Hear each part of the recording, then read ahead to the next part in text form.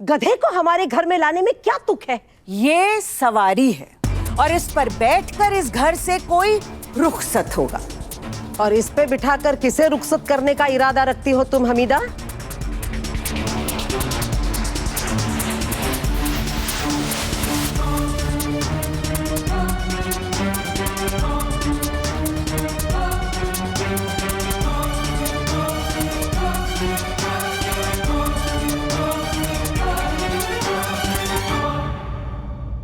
तुम्हारी चहेती बहू गजल को।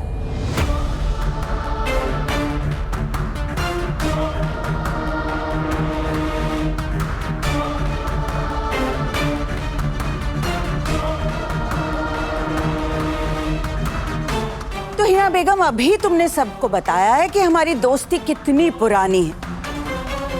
जब तुम्हारा फोन आया तो मैं फौरन समझ गई कि ये जो पत्थर तुमने अपने गले में डाल लिया है वो अब तुमसे संभल नहीं रहा है।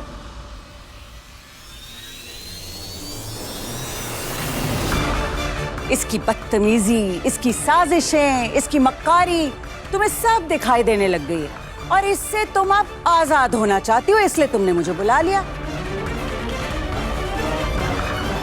अब मैंने भी सोचा कि बारात तो इसकी चढ़ी नहीं, तो कम से कम इस घर से रुखसती तो धूमधाम से हो जाए।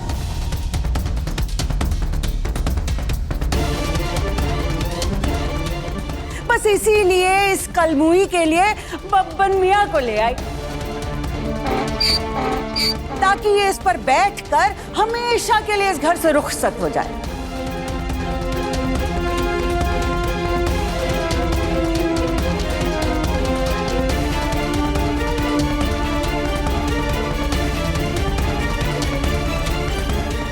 मेरी बेटी चांद है और ये नामुराद चंद्र ग्रहण। ये देखो, अरे बब्बन मियां इसे आवाज भी दे रहे।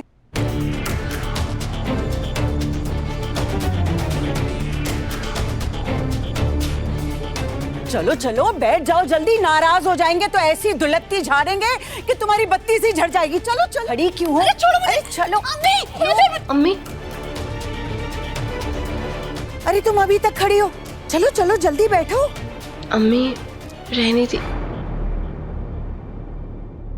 देखो बीबी, बब्बन मियां असल नस्ल के गधे हैं, जरा से भी नखरे बर्दाश्त नहीं करते हैं। अरे रूठ गए तो तुम्हें तो दूसरा गधा भी नहीं मिलेगा।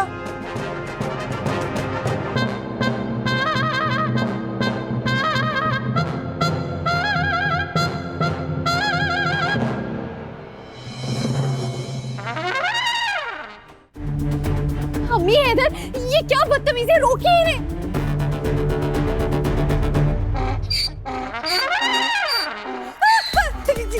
गधे, पीछे पीछे पीछे। बब्बन मियां पे होके सवार चली रे, गजल अपने ससुराल से बाहर चली रे।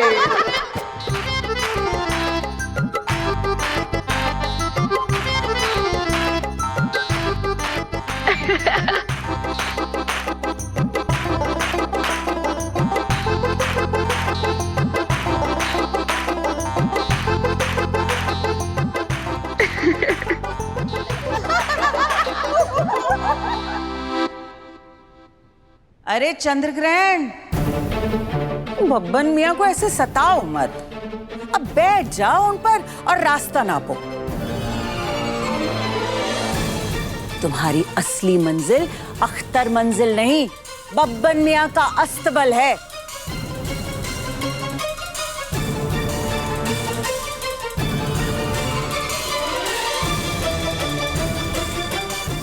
हाँ, अब देख लो, बब्बन मियां नाराज हो गए ना तो बाहर नहीं, यही लाते बरसाना शुरू कर देंगे। चलो चलो।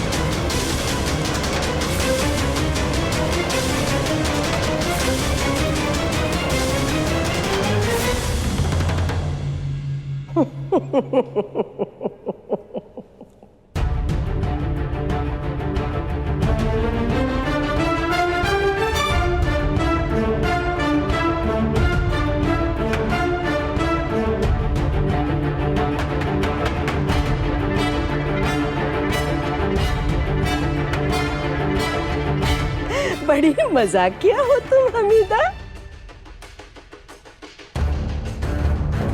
बहुओं के साथ कोई इस तरह पेश आता है भला? कल को तुम्हारी बहू आएगी तो क्या तुम उसके साथ यही सुलूक करोगी?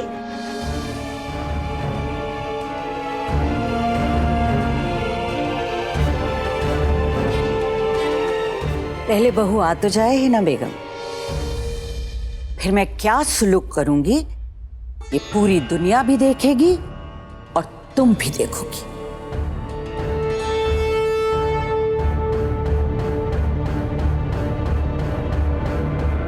बस शर्मिंदगी से डूब के मर मत जाना, क्योंकि मैं हरगिज तुम्हारी तरह नहीं हूं। तुमने जो भी मेरी बेटी के साथ किया है, मैं अपनी बहू के साथ ना तो करूंगी और ना ही होने दूंगी।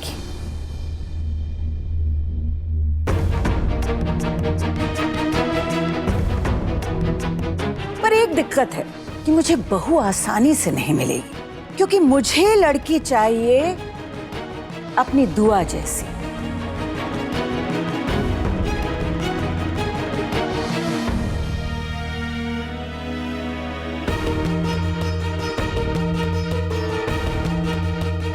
और दुआ जैसी लड़कियां इत्तेफाक से बन जाती हैं, बनाई नहीं जाती। अफसोस कि आजकल अल्लाह मियां के कारखाने में तुम्हारी चहेती जैसी बनती है, जिन्हें ना घर संभालना आता है ना खुद को संभालना आता है, बस आता है तो केवल दूसरों को बेवकूफ बनाना।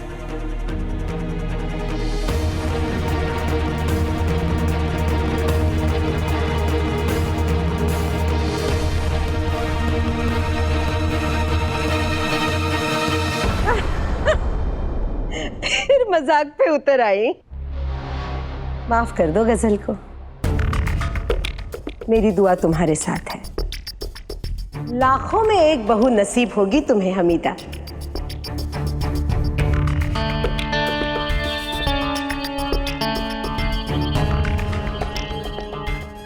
आखिर हमारा हफीज भी तो लाखों में एक है।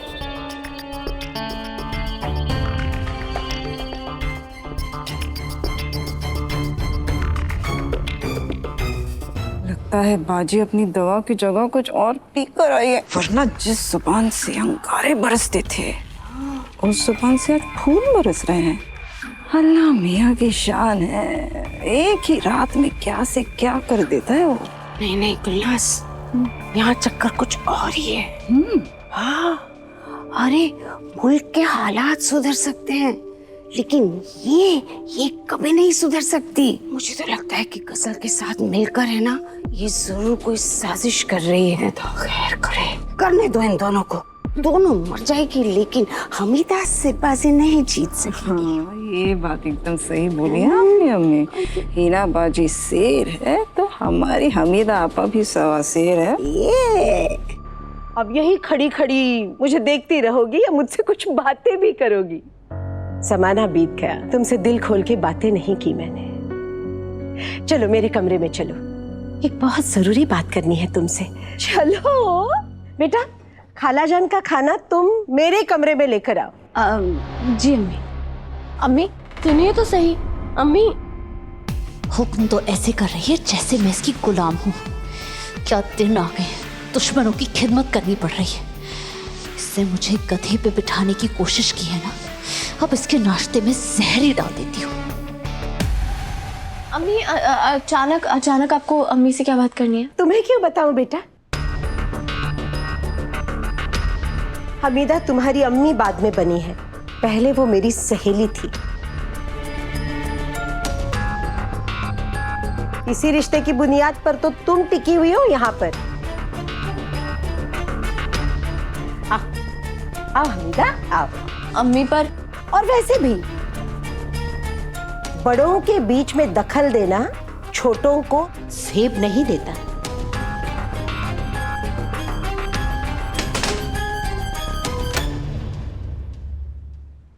और इन्हें क्या बात करनी है मेरी अम्मी से? कहीं ये मेरी अम्मी को फंसा तो नहीं रही है?